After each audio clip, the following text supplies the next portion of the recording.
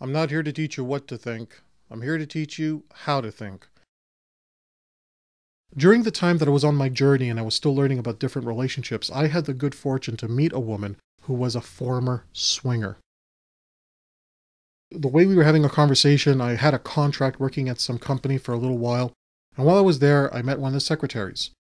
And we were just talking, and I don't remember how the conversation got onto this topic, but it was more about how I love to take pictures, and I love to take pictures of women in all kinds of very suggestive and very, artistic yet erotic poses.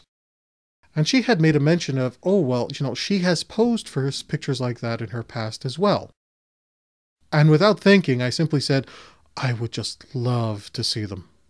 And I said it with such an accepting and such a loving tone that she was like, okay, sure, if you really want to. I said, yes, absolutely. And then I just asked a very blunt question. I said, were you involved in an alternative lifestyle? Or was this something you just did, for fun at a studio? And she was like, well, and I said, because either way is fine. And I let her know that it would be okay with her to share that with me. And she says, well, we'll talk about that when I bring in the pictures. I'll bring them in next week. How about we go out to lunch? And I said, fine, that works. Well, a week later came and she actually brought the pictures when we went out to lunch. Turns out this woman was a former swinger. She was involved with a man for 10 years and they lived the swinger lifestyle. They videotaped everything. They took all kinds of pictures to document everything. Prior to being with her ex, this woman never even contemplated dating a girl, and then all of a sudden she's dating a guy who was saying right from the beginning, look, if we're going to be together, you got to understand, this is the lifestyle I lead, this is what I like, and you're free to be with women if you want to be with women. So she started experimenting, and then that's where she discovered she was bisexual, and she says it was the first time I could totally just be myself.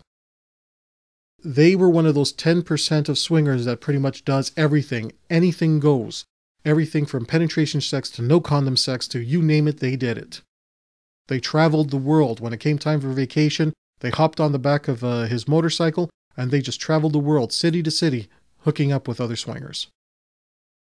The videos that she ended up giving me and the photos of different group sex and orgy activity and so on, the reason she gave me all this stuff, the reason she was sharing it with me, because finally she could talk about it without being stigmatized. There was finally someone who was interested and open and accepting of that particular lifestyle.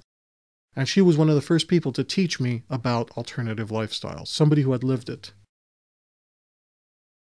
After that relationship with her ex ended, she stopped swinging, although she maintained some friendships with the people she used to swing with. She ended up meeting a very religious man. They got married, they had children. Her husband never knew about this element of her past. He knew that she was involved with someone for 10 years, but he did not know that she was a swinger. He did not even know that she was bisexual. She kept it from him in order to maintain the peace in her marriage. She wasn't even sure how to bring it up. Meanwhile, she's spending her lunch hours with me, giving me pictures and videos of her time in that lifestyle. Because she says, I don't want to take the chance that my husband might find it one day. So she let me have it all. I sometimes wonder if the reason that she got out of that lifestyle and settled down into what would be considered a solid, traditional monogamous marriage was because of the amount of gray that she had to experience during those 10 years. Every time her husband took on a new lover, even though she was present, was her emotional need of fear of abandonment being violated on some level? In the end, that relationship didn't work, and she would never clearly tell me why that relationship didn't work. She did make a mention of things that, at some point, her boyfriend of 10 years wanted her to start doing things that she didn't feel comfortable doing. For example, he would meet a guy within the swinger circles that he was in who had, in that particular story, who had an enormous penis.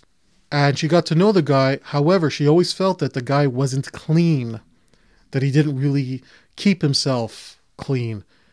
And so she told her boyfriend that, I really don't want to be with him.